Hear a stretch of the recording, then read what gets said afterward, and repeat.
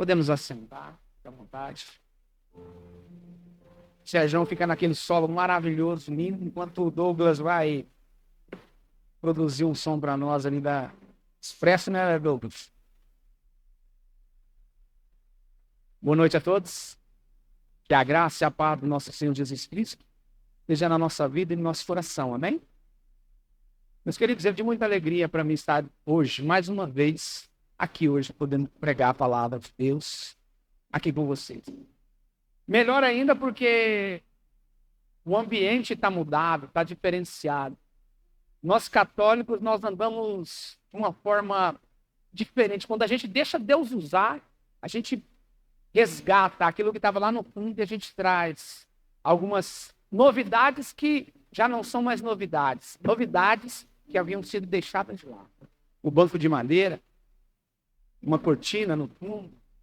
Pequenos detalhes que nos remetem a verdadeiramente ser católico. Diferente de alguns outros lugares que você vai, meu querido, e você não sabe se está numa igreja ou numa danceteria. O ambiente é modificado para que possa persuadir o cérebro humano naquele momento. E venhamos e convenhamos. Com paredes pretas e luzes acesas, até mesmo dentro de um circo, a gente consegue comover as pessoas. Mas aqui, nesse ambiente agradável, lindo, gostoso, o Senhor hoje nos traz a refletir sobre algo importante para a nossa vida. Confesso a vocês que eu relutei de trazer essa palavra. Eu tentei buscar outros textos, mas o Senhor estava me movendo. Eu abri algo no Facebook ou no Instagram e vinha novamente a mensagem e falava comigo. Eu falei assim, Senhor, será que é isso? E me permitir para que eu pudesse trazer essa mensagem hoje para você. Amém?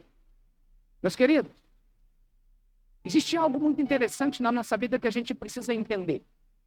Nós precisamos entender que o sofrimento é inerente ao ser humano. O sofrimento ele está presente em todas as instâncias da vida do ser humano. Ou seja, é uma fase da nossa vida. A grande questão é que a maneira com que nós interpretamos tal situação é o que nos leva a sofrer mais ou menos. Infelizmente, nos anos 80, a teologia da prosperidade, oriunda dos Estados Unidos, trazida pelos protestantes e aderida pela Igreja Católica, nos levou a interpretar de forma errada a nossa maneira de ser e de viver. Porque começamos a compreender de forma errônea, acreditando que aquele que está em Deus, uma pessoa que vive na presença de Deus, não sofreria. Se nós pegarmos as Escrituras, nós vamos entender e compreender que o sofrimento ele faz parte da nossa vida. Mas essa teologia que veio lá dos Estados Unidos, ela impregnou no nosso meio, a ponto de quando nós vemos uma pessoa em sofrimento, a primeira ideia que vem é que é maldição. A primeira ideia que vem é que aquela pessoa está distante de Deus. A primeira ideia que vem é que aquela pessoa ela não está bem com Deus. Começamos a ter uma concepção de que somente as pessoas próximas a Deus não passam por sofrimento, não passam por momentos de turbulência. Aí eu pergunto para você, será que isso é verdade? Será que quando nós estamos na presença de Deus, estamos próximos de Deus, a gente não passa também por turbilhões? Mas a grande questão é a maneira que a gente interpreta isso. A ponto de um profeta chamado Elias, no momento, no auge do seu ministério de pregação, aonde ele consegue chamar a atenção de todos os profetas lá do outro lado, no momento que ele faz o fogo cair do céu através da sua oração, acreditando que ali ele estava voando, que nada aconteceria com ele, a primeira ameaça de morte, o profeta se esconde numa caverna. Entra em estado de tristeza profunda e estado de depressão, porque ele não acreditava que o sofrimento poderia vir sobre a vida dele. Afinal de contas, era profeta, e profeta que ora e o povo consome o holocausto. Imagino ele pensando naquele momento, não, se Deus atende a minha oração, então eu não vou passar por tribulação. Mas essa teologia da prosperidade, ela nos leva a esse pensamento errado, a ponto de que quando o sofrimento bate à nossa porta, a gente se abandona a Deus, a gente esquece do que Deus fez por nós. A palavra de Deus nos diz que o sofrimento de um momento nos faz esquecer de todos os prazeres que estão aqui dentro lá para trás. Assim, aquele profeta, após orar e o povo descer, no momento que ele se sente sozinho, ele se esconde. Porque ele acreditava naquele momento ali que nada mais abalaria ele. É engano, tá? Engano. Porém, em contrapartida, nós precisamos entender que o sofrimento é presente na nossa vida, mas ele não é uma mochila para a gente colocar nas costas e carregar ao longo da vida inteira. A ponto de um homem que fazia 38 anos, que estava lá no tanque de Betesda, a poucos metros, a ponto daquele homem ver pessoas receberem milagre, pessoas serem curadas, mas ele não ia. Porque na cabeça dele, ele dizia, não, assim mesmo, né? Não tem ninguém para me ajudar, eu sou assim, eu sou um pobre coitado, né? E fazer o quê? A ponto de Jesus chega nele e diz assim, irmão, o que você está fazendo aqui? Ele fala assim, não. Todos os anos veio um anjo ali, num chacoalhar das águas, quando ele bate as águas, quem estiver dentro do tanque é curado. E por que você está aqui? Nunca ninguém me levou. Eu nasci assim, eu sofro assim, a minha vida é assim. Não vejo motivo para mudar. Aí Jesus pergunta para ele, mas você quer ser curado? E ele diz, na verdade eu quero, mas já está faz 38 anos que eu estou nesse sofrimento. Será que vale a pena ainda mudar? Aí Jesus diz, mas você quer mudar? E ele diz, eu quero. Assim, toma o teu leito, então, e vai embora. Percebe que o sofrimento, ele está presente na nossa vida, em qualquer circunstância. Vocês estão na presença de Deus ou não, ele vai vir. A grande questão é como nós vamos enfrentar esse sofrimento. Amém? Pega a tua Bíblia aí. No livro do Eclesiástico. Capítulo 2. Verso 1 a seguir. E nós vamos entender aqui um pouco a respeito daquilo que não dá para a gente evitar na nossa vida. Se ele não veio, ele está presente. Se ele não veio ainda, ele virá. E a gente precisa estar preparado para isso. Diz assim a palavra do Senhor no livro do Eclesiástico, no capítulo 2, versículo 1. Meu filho, se entrar para o serviço de Deus, permanece firme na justiça e no temor. E prepara a tua alma para a provação. Humilha o teu coração, espera com paciência, dá ouvidos e acolhe as palavras de sabedoria, e não te perturbes no tempo da infelicidade. Sofre as demoras de Deus, dedica-te a Deus, espera com paciência, a fim de que no derradeiro momento de tua vida se enriqueça. Aceita tudo o que te acontecer. Na dor permanece firme, na humilhação tenha paciência, pois é pelo fogo que se experimentam o ouro e a prata, e os homens agradáveis a Deus é pelo cadinho da humilhação. Põe a tua confiança em Deus e Ele te salvará. Orienta bem o teu caminho e espera nele. Conserva o temor dele até na velhice. Amém?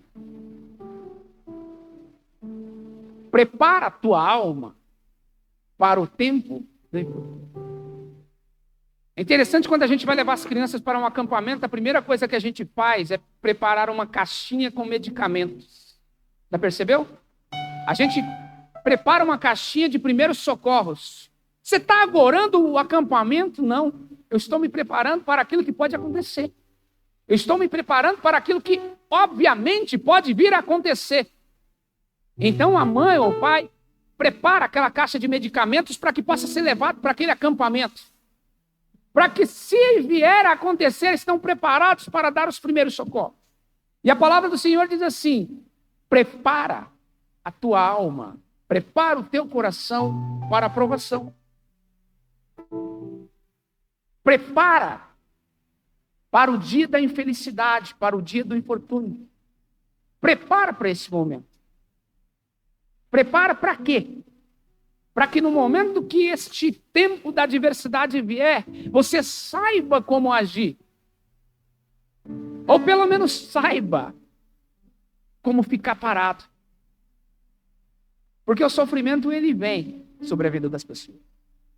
É errado a gente pensar, às vezes, que as coisas estão acontecendo de errado, as coisas estão dando tudo para trás. Na vida de alguém, de um homem, de uma mulher, e a primeira coisa que a gente fala, deve estar em pecado.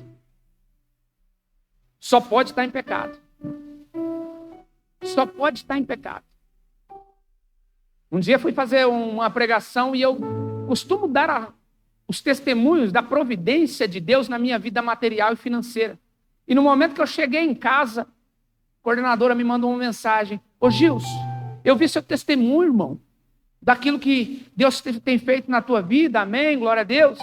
Mas você devolve o dízimo certinho? Como se ela dissesse assim, a minha vida é plena financeiramente e a tua só está nesse formato porque você não é um dizimista fiel, porque o devorador entrou na tua vida. Está entendendo? E a gente começa a perceber esses discursos vãos que vêm de lá de trás dos anos 80. Dessa teologia da prosperidade que nos coloca num patamar que não é nosso. Pega a tua Bíblia aí. Vamos entender com quem entende. Só pode falar de futebol quem já jogou futebol, só pode falar de basquete quem jogou basquete, e só pode falar de sofrimento quem viveu sofrimento. Pega lá em Jó, capítulo 1, e vamos entender o que o Senhor tem a nos dizer nessa noite. Diz assim, capítulo 1 do livro de Jó. Havia na terra de Uz um homem chamado Jó. Era homem íntegro, reto e temia a Deus e mantinha-se afastado do mal. Só põe o dedinho aí para que você possa entender uma coisa. Todas as vezes que a Bíblia apresenta um homem ou uma mulher, o Senhor faz questão de colocar primeiramente os seus adjetivos, os seus atributos, sejam eles bons ou ruins, à frente daquela pessoa para apresentá-la. Quando o autor apresenta Naamã, ele diz assim, Naamã, um guerreiro, um valente, porém leproso. Quando apresenta os filhos de Eli, ele diz assim, os filhos de Eli eram maus aos olhos de Deus. E aqui o autor apresenta Jó dizendo que era um homem reto, íntegro, temente a Deus, um homem que se desviava do mal, um homem que buscava santidade a todo momento, um homem que buscava ser reto para com Deus, um homem que buscava ser fiel com a tua palavra, com a sua aliança, um homem que buscava agradar a Deus em todos os momentos, em todas as situações, em todas as circunstâncias. É assim que ele apresenta Jó. E diz, era um homem íntegro e reto, que temia a Deus e mantinha-se afastado do mal. Nasceram-lhe filhos, 7 filhos e 3 filhas.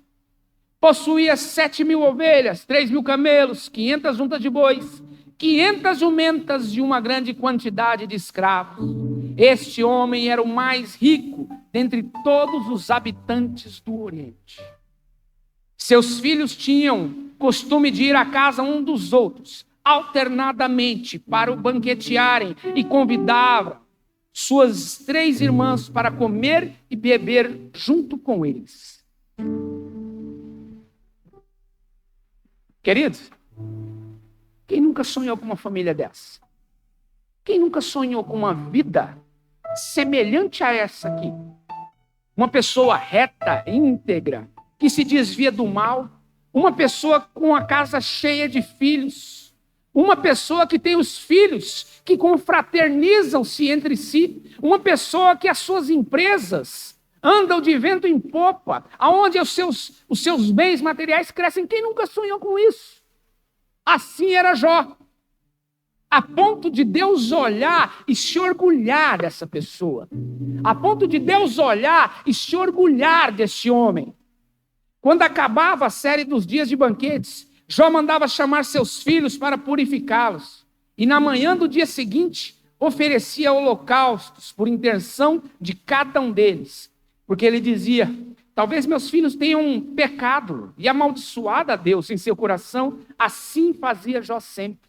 Ou seja, mesmo que os filhos e filhas estavam lá banqueteando, estavam festejando, e mesmo sem algazarra, Jó oferecia holocaustos, oferecia sacrifícios em penitência aos pecados, talvez praticados pelos seus filhos. Pois ele dizia assim: vai que numa dessas conversas meus filhos amaldiçoaram Deus, vai que no meio dessa festa toda eles desagradaram o coração de Deus. Ele tinha consigo este temor a Deus. Era uma pessoa espelho para qualquer homem e qualquer mulher da sociedade. Um dia em que os filhos de Deus se apresentavam diante do Senhor, veio também Satanás entre eles. O Senhor disse: de onde vens tu? Eu andei dando volta pelo mundo, disse Satanás, e passeando por ele. O Senhor disse-lhe: notastes o meu servo Jó? Não há outro igual a ele na terra. É um homem íntegro e reto, temente a Deus e se mantém longe do mal. Ei, querido, presta bem atenção aqui. O livro de Jó, ele nos traz também esta referência para que a gente possa entender de que Deus, da mesma forma que Deus existe, o diabo existe. O relativismo entrou dentro da igreja a ponto da gente começar a achar que o mal não existe, que o diabo não existe. O relativismo começou a apodrecer a nossa fé, a ponto de começarmos a achar que a gente não precisa mais orar da maneira que a gente orava lá atrás. A ponto da gente achar que não precisa ser tão radical na oração. Porque a gente fala: não, isso é coisa normal. Não, o mal existe. O mal existe. O mal existe sim. E o livro de Jó nos traz essa desmistificação e diz que no momento que os filhos de Deus se assentavam, o diabo vem e fala assim: eu estava dando um rolê. Eu estava passeando por Dourados, Mato Grosso do Sul, e eu estava vendo lá. Aí Deus olha lá e fala assim: você viu o Jó lá? Aquele é fera, hein? Aquele é de rocha. Aquele levanta de madrugada, aquele dobra o joelho, aquele tá com o joelho carejado. Aquele cara ali é 10. Aí o diabo olha para ele, olha, e com aquele olhar de inveja, ele diz assim: olha só o que ele diz. Mas Satanás respondeu: Senhor, é a troco de nada que Jó teme a Deus. Não cercasses qual uma muralha a sua pessoa, a sua casa e todos os seus bens? Abençoaste tudo o que ele fez, e seus rebanhos cobriam toda a região. Mas estende a tua mão e toca em tudo o que ele possui. Eu juro-te que ele amaldiçoará na tua paz. O diabo diz para ele: Jó só teme a Deus, só te teme, só tem esse fervor todo porque as coisas andam bem na vida dele. Eu imagino que o diabo veio no Brasil e começou a ver como é o comportamento dos cristãos quando as coisas não dão certo. Quais são as palavras. O Carlão ministrava de manhã, agora bem no início, sobre as palavras que nós emitimos pela nossa boca. E no momento que as coisas não dão certo, quais são as palavras que saem da nossa boca? Eu imagino o diabo dando um rolezinho e olhando assim, aquela mulher que acabou de perder o emprego, dizendo: deixa eu ver o que ela está falando. Eu imagino o diabo olhando, andando pelo mundo e acompanhando aquele casal que sai da igreja e chega e a casa está bagunçada. O que eles falam? Eu imagino o diabo olhando para a igreja e dizendo assim: não aguentam sopa. Esses aí não vou nem mexer. Já está tudo fraquinho. Está entendendo? E ele diz assim: Ele só é fiel assim porque você cercou ele de benefícios. Tudo que ele põe prospera. Uma família abençoada, uma casa cheia de bens, as empresas estão dando certo. Ele tem saúde, ele tem esposa. Ele não tem do que reclamar, mas tira tudo isso dele para ver até onde ele vai. Aí Deus diz naquele momento para Satanás: faz o seguinte, toca em tudo o que ele tem. Tudo o que ele tem. Só não toca na vida dele. Só não toca na vida dele. Aí o diabo saiu para fazer aquilo que ele mais gosta de fazer, aquilo a qual ele foi chamado no mundo, para matar, roubar e destruir. Matar, roubar e destruir. E ele diz assim, versículo 13. Ora, um dia em que os filhos e filhas de Jó estavam à mesa, bebiam vinho, em casa do irmão mais velho, um mensageiro veio dizer a Jó: os bois lavraram e as jumentas pastavam perto deles. De repente apareceram os sabeus e roubaram tudo, passando a fio de espada teus escravos. Só eu escapei para trazer a notícia. Só eu escapei. Os filhos e filhas estavam lá daquela forma mais normal que se podia ter. E de repente vieram assaltantes e além de assaltar, mataram todos os filhos e filhas de Jó. Mataram todos. E ele disse: só eu escapei para trazer-te a notícia. Estando ele e ainda a falar, veio outro e disse: o fogo de Deus caiu no céu, queimou, consumiu as ovelhas e também os escravos. Só eu escapei para trazer a notícia. Ainda este falava, e eis que chegou outro e disse: os caldeus, divididos entre os bandos, lançaram-se sobre os camelos e levaram embora, depois de passarem a fio da espada os escravos. Só eu escapei para trazer a notícia.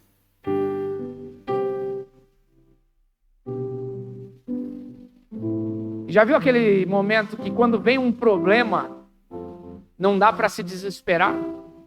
Quando uma situação ruim, ela bate a nossa porta, a melhor opção naquele momento é orar e procurar ouvir a palavra de Deus.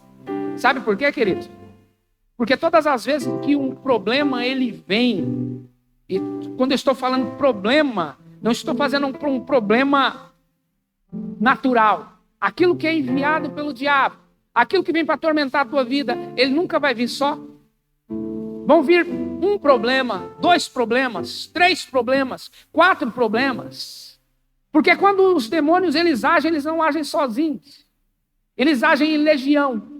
Então, quantas as vezes que ele vem para tentar, para provar, eles vêm em várias situações. Amém? Ainda estava falando, e eis que entrou e disse: teus filhos estavam comendo e bebendo vinho na casa do irmão mais velho, quando o furacão levou de repente no deserto, abalou 4 cantos da casa, e esta desabou sobre os jovens, morreram todos, só escapou eu para trazer-te a notícia. Jó então se levantou, rasgou seu manto, rapou a cabeça, depois caindo prostrado por terra, disse: nu saí do ventre da minha mãe, nu eu voltarei. O Senhor deu, o Senhor tirou, bendito seja o nome do Senhor. Aleluia. O Senhor deu, o Senhor tomou, bendito seja o nome do Senhor. O Senhor deu, o Senhor tomou, bendito seja o nome do Senhor. O Senhor deu, o Senhor tomou. Bendito seja o nome do Senhor. É simplesmente a gente perder uma oportunidade da nossa vida e a gente começa a maldizer Deus. Talvez a gente não diga com palavras, mas a gente diz com gestos, com atitudes. É simplesmente alguma coisa não dá certo no projeto que eu estava almejando. Primeira pessoa que a gente abandona é Deus. É simplesmente alguns propósitos não serem concluídos na nossa vida, e a primeira pessoa que a gente abandona é Deus. E os questionamentos que vêm por causa da nossa fé contaminada vão dizer assim: de que adianta? De que adianta eu vigiar à noite? De que adianta eu ser do grupo de oração? De que adianta eu rezar? De que adianta eu orar de madrugada? Se tudo isso está acontecendo na minha vida, enquanto isso o ímpio está do lado de lá, enquanto isso os ímpios estão festejando do lado de lá, e eu aqui em sofrimento. E esses questionamentos, eles vêm por causa da contaminação na nossa fé, na nossa maneira de entender Deus. Mas Jó estava ali, reto, íntegro, temente a Deus e afastado do mal. E ele diz: Deus me deu, Deus tirou. Bendito seja o nome do Senhor. Deus me deu, Deus me tirou. Bendito seja o nome do Senhor. Talvez você nessa noite tenha vindo aqui, meu querido, sem saber porque Deus te chamou. Mas alguma coisa tem incomodado a tua vida. Alguma coisa que não deu certo. E neste momento, talvez hoje você tenha se questionado: por que aconteceu isso comigo? Por que isso está acontecendo comigo? Por que a minha vida está indo de mal a pior? E nesse momento o Senhor manda te dizer: Deus te deu, Deus tirou. Bendito seja o nome do Senhor. Amém? Mas esse não é o grande problema. Quem dera se a gente pudesse viver o sofrimento sozinho. Seria tão melhor, mais fácil de viver sofrimento sozinho.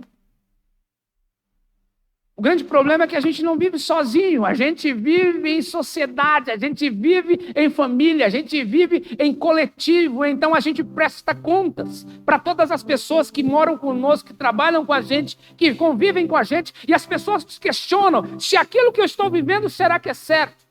E esses questionamentos mexem com a nossa fé. Esses questionamentos levam a gente a pensar verdadeiramente se aquilo que nós estamos vivendo é verdade ou não. Se aquilo que nós estamos vivendo é algo real ou não.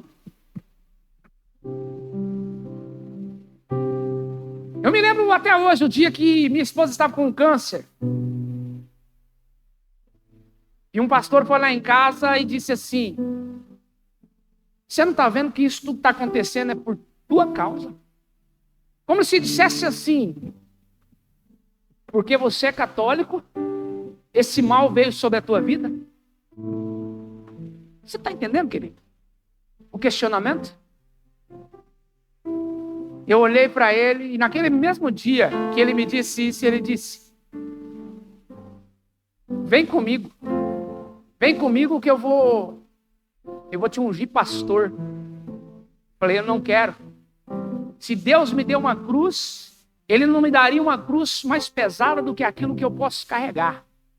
Se Deus me deu este momento, eu tenho certeza que Ele mesmo vai tirar.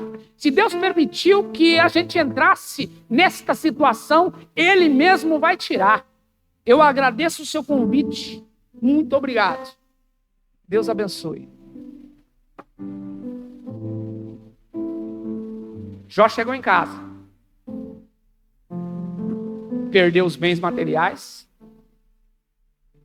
perdeu os escravos, perdeu os filhos, e chega em casa e precisa dar a notícia de que não tem mais nada, que não tem mais família, que não tem mais fazenda, que não tem mais lote, que não tem mais escravos, que não tem mais nada.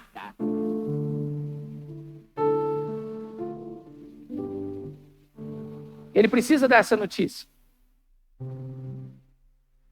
Mas eu imagino Jó entrando para dentro de casa, calado e questionando-se em pensamentos. Porque quando a gente está atribulado, a gente não quer nem conversar. Quando a gente está atribulado, a gente às vezes evita até falar com alguém para que a gente não possa pecar por palavras. Mas eu imagino aquele homem angustiado, entrando dentro de casa, com um semblante triste, abatido, e a mulher olhando feio para ele, e ele de cabeça baixa, e ela esperando uma resposta dele. Ela esperando que ele dissesse alguma coisa, que ele dissesse: olha, Deus me falou que vai renovar tudo, Deus me falou que isso aqui é só um sonho, Deus me falou que Ele vai devolver os nossos filhos, Deus me falou que vai acontecer isso, mas não aconteceu. Ele continuava de cabeça baixa e a mulher esperando uma resposta dele. Afinal de contas, o homem reto, íntegro, temente a Deus era Jó e não a mulher dele. Mas aí de tanta pressão, hoje a ciência consegue comprovar que o corpo fala. O corpo sofre aquilo que a boca não fala. O corpo sofre consequências dos pensamentos que começam a turbinar a nossa mente. E Jó, naquele momento, que ele está em casa, sem poder conversar, sem poder falar, ele é acometido de uma úlcera no corpo. Feridas se espalham pelo corpo. A ciência de hoje comprova que dentro da psicossomática, quando uma pessoa ela passa por certos limites emocionais, a pele dela começa a florescer feridas, começa a florescer ranhuras, começa a sofrer, porque o corpo começa a falar aquilo que a boca não fala. E Jó começa a sofrer com aquela úlcera pelo corpo, feridas espalhadas pelo corpo, a ponto dele pegar cacos de telha e começar a se coçar, porque já não aguentava mais. A ponto de a sua mulher olhar para ele e dizer assim: ó, você persiste ainda em adorar esse Deus? Você persiste ainda em viver isso aí? Olha quanto tempo que você serve. Olha quanto tempo que você andava igual um bobo por aí, servindo a Deus. Olha quanto tempo que você andava carregando esse terço na mão. Olha quanto tempo você perdeu fazendo grupo de oração. Olha quanto tempo que você perdeu indo nas missas de domingo. Olha quanto tempo que você perdeu fazendo o cerco de Jericó. Olha quanto tempo que você perdeu fazendo novena em casa. Olha quanto tempo você perdeu de madrugada, onde você se levantava para orar. E olha onde nós estamos. Perdemos nossos filhos, perdemos nossas bois, perdemos tudo, hoje não temos nada, e você se tornou um caco, um mendigo, doente, não serve mais para nada. A ponto dela dizer assim: quer saber de uma coisa? Amaldiçoa esse teu Deus e morre, é a melhor coisa que você faz.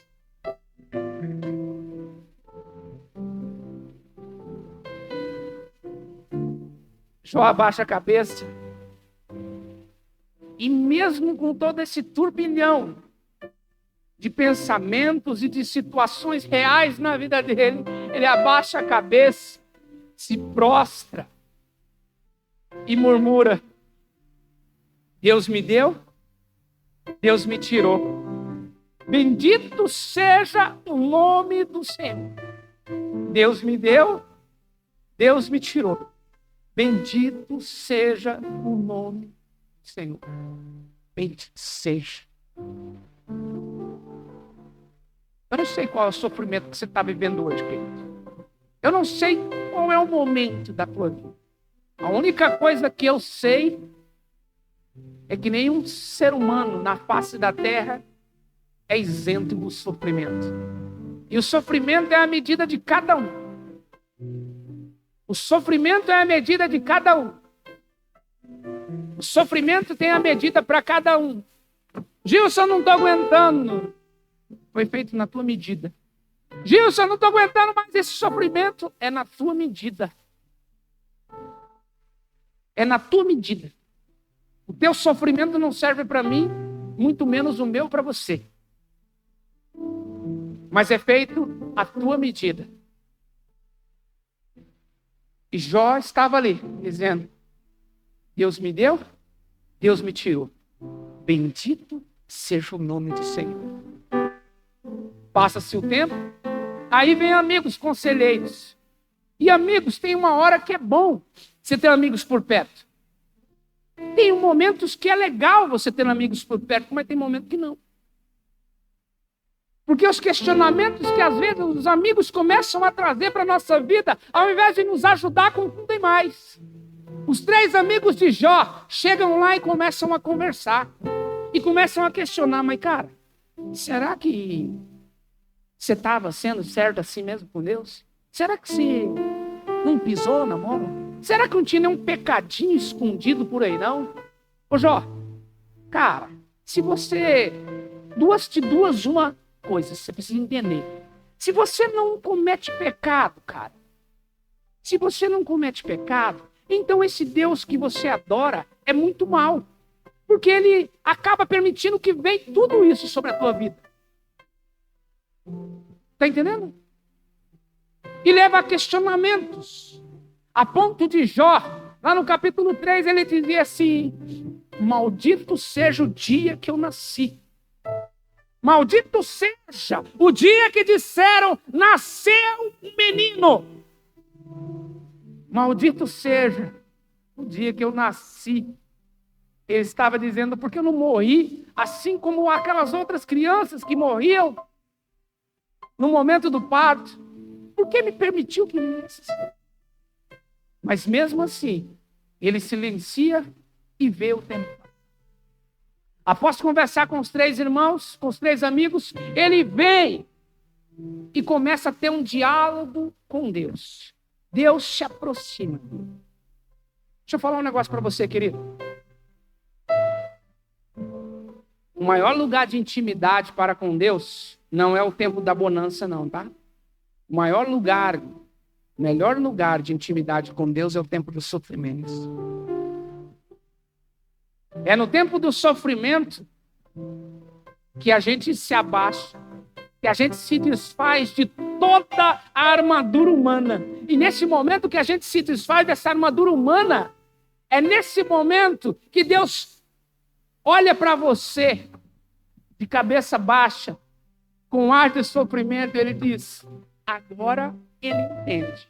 Agora eu posso conversar com ele. Agora eu posso falar com ele. E naquele momento Deus começa, ao longo desses 42 capítulos, a ter um diálogo com Jó. E Jó questiona isso e questiona aquilo, e Deus começa a falar com ele. A ponto de, no capítulo 42,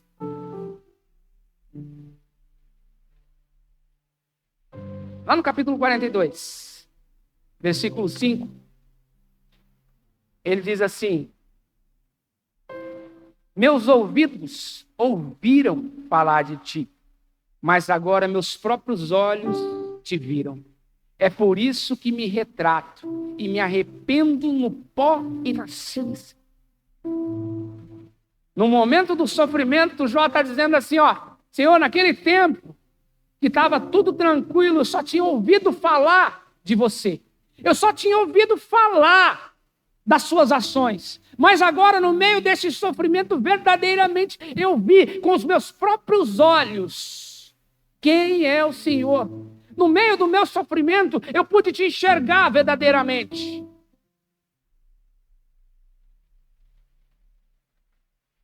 É no meio do sofrimento que Deus fala com a gente. É no meio do sofrimento que a gente enxerga Deus. E no meio daquele diálogo que estava acontecendo, os 3 amigos que chegaram a questionar a fé de Jó, o Senhor diz assim: eu estou irado contra ti e contra seus 2 amigos. Por que não falastes corretamente de mim? Como Jó, meu servo. Tomais, pois, 7 touros, 7 carneiros, e vinde ter com meu servo. Oferecei-os por vós em holocaustos, e meu servo Jó intercederá por vós. Deixa eu falar um negócio para você. O sofrimento nos capacita. O sofrimento te capacita para quê, Gilson?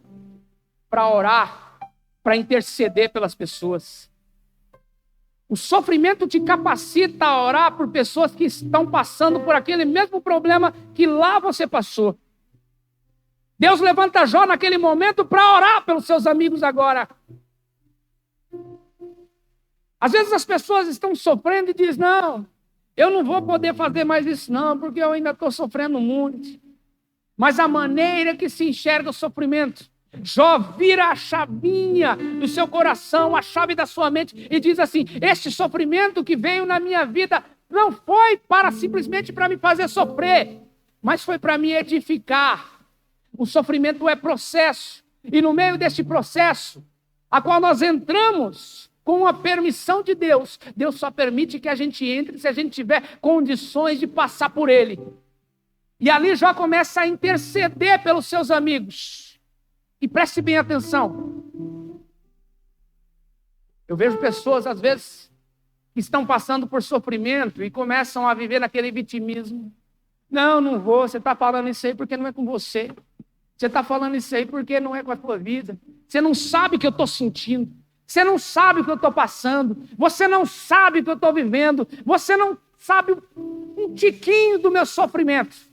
Mas Deus sabe. Eu não preciso saber, mas Deus sabe. Deus conhece. Deus colocou você aí. E nesse momento que você está sofrendo, o Senhor te levanta para colocar em outro patamar.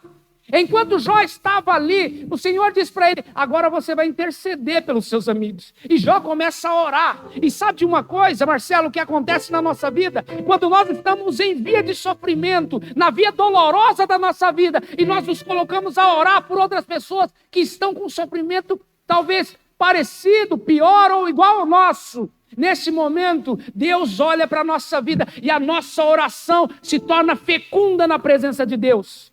E ele diz assim, enquanto Jó rezava por seus amigos, o Senhor o restabeleceu de novo em seu primeiro estado e lhe tornou em dobro tudo quanto tinha possuído.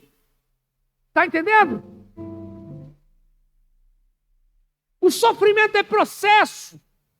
Romanos capítulo 5 diz assim, o sofrimento produz paciência, que prova a fidelidade. Fidelidade do quê? A fidelidade entre aquilo que eu prego e aquilo que eu vivo. Entre aquilo que eu digo com a boca e aquilo que eu vivo pessoalmente.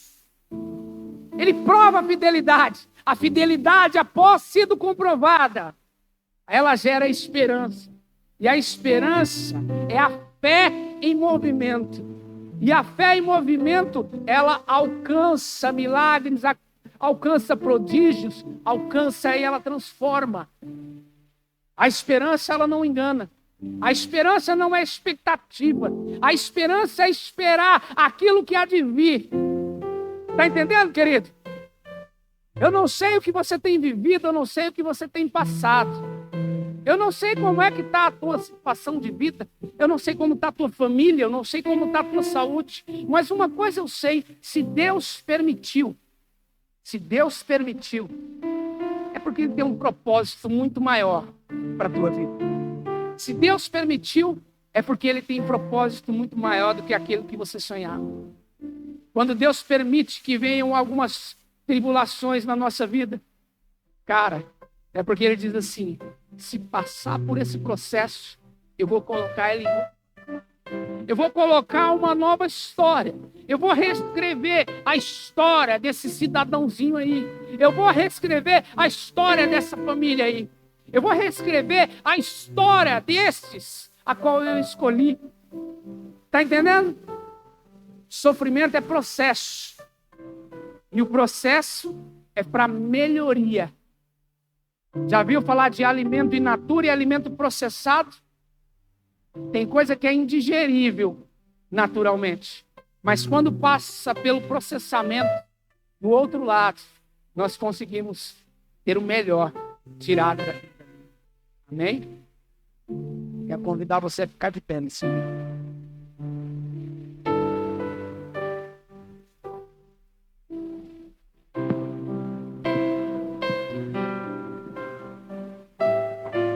Um dia desses, a gente virando umas caixinhas lá, encontramos lá uma carteirinha de vacinação. dizia assim, Manuel Gonçalves da Silva. Era meu irmão. Morreu após ter nascido. 1 ano antes de mim. E eu perguntei para a mãe, falei, mãe, me fala um pouco sobre o Manuel. Ela disse assim, Deus deu, Deus tirou. No ano seguinte, veio você, e você está aí. Você quer que eu fale mais do que para você? Está entendendo, querido? Deus deu, Deus tirou. Bendito seja o nome do Senhor. O sofrimento ele vai provar. Ele precisa produzir paciência. Para você não se desesperar na hora que vem o problema. Na hora que vem sofrimento. E no momento que você tiver paciência, vai ser provada a tua fidelidade. Aquilo que você está orando, pregando hoje, com aquilo que você vai fazer amanhã ou no ano que vem. E é diante entre aquilo que eu prego hoje e aquilo que eu me comporto no ano que vem, é que Deus vai honrar. Da mesma maneira que começa o capítulo 1, finaliza o capítulo 42, aonde Jó, fiel e temente a Deus, ele diz, eu só ouvi falar do Senhor, mas agora eu vi com os meus próprios olhos. E no momento que ele vira a chave do sofrimento e diz, se eu estou aqui é porque o Senhor permitiu. E ele começa a orar pelos seus amigos. Ele começa a orar, a interceder, pedir para que Deus pudesse poupar a vida daqueles homens. Naquele momento ali, Deus devolve a vida que havia sido roubada de Jó. Amém? Eu não sei como é que está a tua vida, meu querido. Mas uma coisa eu sei. Uma coisa eu sei. Se Deus permitiu, é porque Ele sabia que podia tirar o melhor da tua vida. Se Deus permitiu que acontecesse isso na tua vida profissional, Ele sabia que você seria capaz de passar por aquilo que você está passando. Se Deus permitiu que acontecesse isso lá no teu casamento, Deus sabia que você seria capaz de suportar aquilo que você está vivendo hoje. Deus sabia. Deus sabia. E é nesse momento do sofrimento, do Getsêmani da tua vida, a qual Ele quer tirar o melhor. O sofrimento, quando ele é interpretado de forma certa, a durabilidade dele é menor, o processo é mais rápido e o fruto aparece com maior facilidade. Feche seus olhos. Pega na mão da pessoa que está do seu lado aí.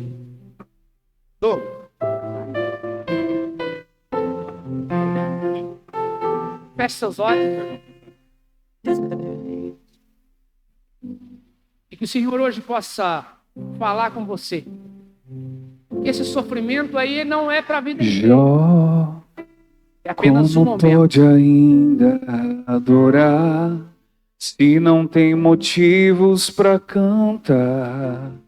Abandona esse Deus e morre. Mas não adoro pelo que Ele faz, nem menos por bens materiais. Eu adoro pelo que Ele é. Eu sou dele, tudo é dele.